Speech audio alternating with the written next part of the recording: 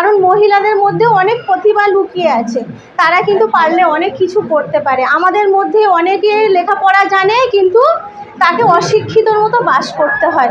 আমাদের মধ্যে অনেকে কাজ করতে চায়, কারণ কাজ করলে সে চায় তার স্বামীর একটু উপকার হোক, তার সংসারে একটু হোক, তার বাচ্চারা ভালো লেখাপড়া শিখুক, তার বাচ্চারা ভালো খাক, তার বাচ্চারা ভালো পোশাক পরুক, সবাই চায়। কিন্তু এখন আমাদের এই নারী সমাজটা পিছিয়ে আছে। বাইরে কাজ করতে গেলে ভাবছি কি জবাব দেব, সমাজকে কি জবাব দেব, এই ফ্যামিলির লোককে কি বলবো, এই পাড়ার লোককে কি বলবো। এই কথাটা আপনারা ভুলে যান। এই কথাটা ভুলে গিয়ে যখন আপনি দেখবেন সবাইকে পিছনে ফেলে এগিয়ে আসবেন, আপনার হয়তো কেউ নাম করবে না, নিন্দে করবে, সেটা আপনার কোনো দেখার দরকার নেই, কিন্তু আপনার সংসারটা কিন্তু এগিয়ে থাকবে। আপনার সংসারটা কিন্তু কারোর কাছ থেকে গিয়ে আপনার বাচ্চাদের লেখাপড়ার জন্য হাত পাততে হবে না, আপনার বাচ্চাদের ভবিষ্যতের জন্য কারোর কাছে হাত পাততে হবে না, কারোর কাছে গিয়ে বলতে হবে না। এখন এরকম অনেক নারী আছে, আমাদের বাড়িতে কোনো একটা কাগজ লেখালেখি হলে পাশের বাড়ির শিক্ষিত অন্য একটা মহিলার কাছে যেতে হয়। সে দেখা যাচ্ছে সে কিন্তু শুয়ে আছে, বলছে এখন আমি ব্যস্ত, পরে আসো, ওই কাগজটা ফর্মটা ফিল আপ করে দেবো। আমি চাইছি এই মহিলাগুলো এগিয়ে আসুক, তারা যেন নিজের কাজ নিজে করতে পারে। অনেক মহিলা আছে এখন বিভিন্ন রকমের লোন দেওয়া হচ্ছে, তারা সেই লোন দিতে গিয়ে বলে যে স্যার আমি তো সই করতে পারি না, টিপ। আমি চাই সেই মহিলাগুলো সই করতে শিখুক, অন্তত নিজের নামটা লিখতে শিখুক। কারণ নারী যখন শিক্ষিত হবে তার শিক্ষিত বাচ্চা হবে, আর শিক্ষিত বাচ্চা হবে মানে শিক্ষিত সমাজ হবে। আমরা চাই শিক্ষিত সমাজ গড়ে তুলতে। শিক্ষিত সমাজ যখন গড়ে তুলব, পিছনে অনেকে অনেক কিছু বলবে, সেটা আমার কিন্তু দেখার দরকার নেই। এখানে আমাদের মহিলাদের জন্য অনেক কিছু আছে ব্যবস্থা। আপনারা এসে যার কোনো অসুবিধা হবে আমার সঙ্গে যোগাযোগ করবেন, আমি আছি, আপনারা যতটা পারবো সহযোগিতা করব। এখানে যারা গর্ভবতী মহিলা আছে তাদের রক্তের ব্যবস্থা আছে, অক্সিজেনের ব্যবস্থা আছে, এবং তার অ্যাম্বুলেন্সের ব্যবস্থাটাও আমরা করে দেব। এবং যেই সব মহিলারা বাড়িতে বাচ্চাদের পারিবারিক সমস্যার জন্য, আর্থিক সমস্যার জন্য টিউশনি পড়াতে পারে না, সেই বাচ্চাদের টিউশনি পড়ার ব্যবস্থাও এখানে আমরা করে দেব। এবং যেই মহিলারা চাইছে যে আমরা কাজ শিখে দেব, এখন সবাই বাড়িতে বাড়িতে চুড়িদার পরছে, প্রায় মহিলারা হিন্দু মুসলিম আদিবাসী দলিত কেউ দেখা নেই, সবাই চুড়িদার পরছে। কোনো মহিলা যদি চায় যে আমরা চুড়িদার কাটিং শিখবো, নিজেরা বাইরে যেতে পারবো না, বাড়িতে বসে করব, আমরা সেই ব্যবস্থাটাও করে দেব। আপনারা শুধু আমাদের সঙ্গে থাকুন, এগিয়ে রাখুন, আপনাদের সব সময় আমরা সহযোগিতা করব। আমরা চাই শিক্ষিত সমাজ গড়ে তুলতে। তাই আমি চাই আপনারা সবসময় আমাদের সাথে থাকুন। আপনারা এই বার্তাটা আরও অন্য নারীর কাছে পৌঁছে দিন, তারা যেন সেই সহযোগিতার জন্য আমাদের সাথে সহযোগিতা করে, এবং নিজের অসুবিধা হলে আমাদের যেন এসে জানাতে পারে।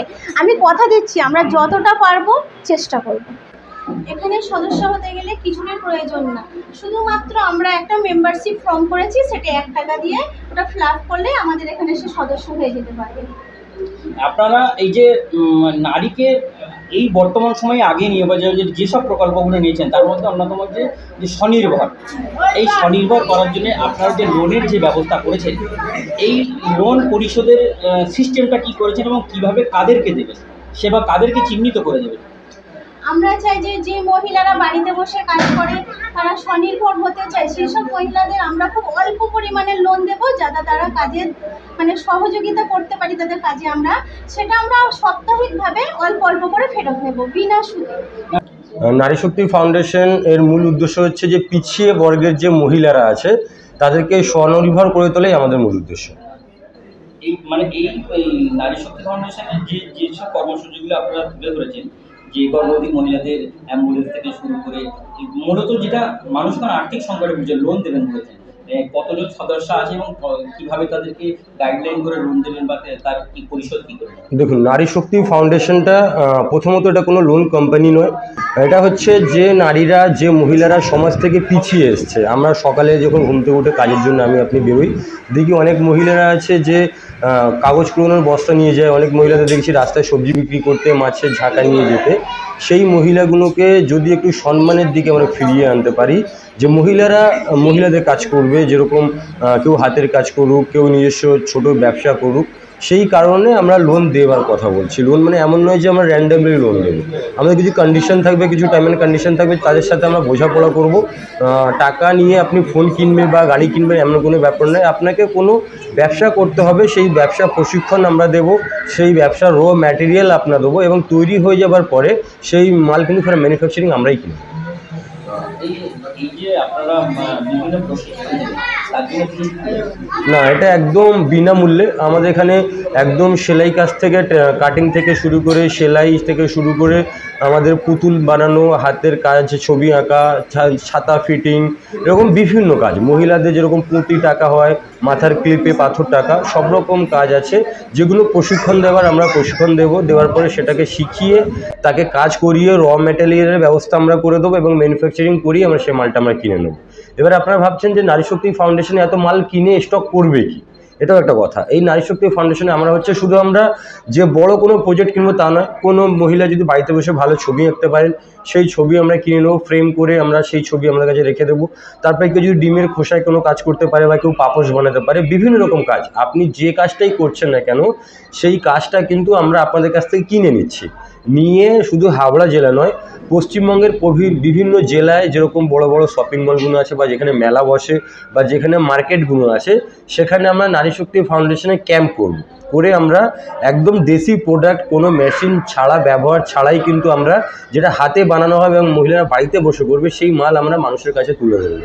তাতে করে কি হবে, যে মহিলারা বাড়িতে বসে থাকতো তারা কিছু হাতের কাজ করতে পারবে, এবং সেইটা আমরা বাজারে বিক্রি করে যেমন আমার এলাকার নাম উন্নত হবে, তেমন মেয়েরাও স্বনির্ভর হবে। কতজন সদস্য আছে? ইতিমধ্যে আমরা 113 জন মহিলাকে আমরা পেয়েছি যারা আমাদের সাথে কাজ করতে চাইছে। আমরা বিগত 3 বছর ধরে কিন্তু কাজ করছিলাম। 3 বছর ধরে কাজ করতে করতে আমরা ভাবছিলাম যে 7 মাস ধরে প্ল্যানিং হচ্ছিল আমাদের যে আমরা এটা কী নাম দেবো বা কাজটা আমরা কীভাবে করবো, কী করতে চাইছি। সেক্ষেত্রে এসে কিন্তু আমাদের একটা এই শেষ পর্যন্ত এখানে এসে আমরা দাঁড়াতে পেরেছি। নারী শক্তি ফাউন্ডেশন নাম দিয়ে আমরা একটা কাজ করছি। এই মহিলাদের যে স্বনির্ভর করার ব্যবস্থাটা নিচ্ছেন, যে ট্রেনিংয়ের ব্যবস্থা আপনারা বলছেন, স্টিচিং থেকে যে শুরু করে টোটাল ম্যানুফ্যাকচার, এই ম্যানুফ্যাকচারগুলো আপনারা করবেন? আমরা দেখুন, আমাদের এখানে আমরা যে হলটা নিয়েছি এটা 700 স্কোয়ার ফুটের একটা জায়গা আছে। এখানে আমরা ম্যাক্সিমাম 15 থেকে 20টা মেশিন ফেলতে পারি, এবং নিচে আরও হলঘর মতো আছে যেখানে আমরা বিভিন্ন রকম কাজ করাতে পারি। এখানে আমাদের অভিজ্ঞ, জানেন তো আমরা দর্জি এলাকা সবাই কিন্তু ভালো কাটিং মাস্টার, সেলাই মাস্টার। আমাদের এখানে পাশে নারী শক্তি ফাউন্ডেশন সিইও বসে আছে, ইও ভালো কাটিং সেলাই জানে। এরকম কিছু মহিলা টেলার আমরা রাখবো যারা এখানে কাটিং শেখাবে এবং সেলাই শেখাবে।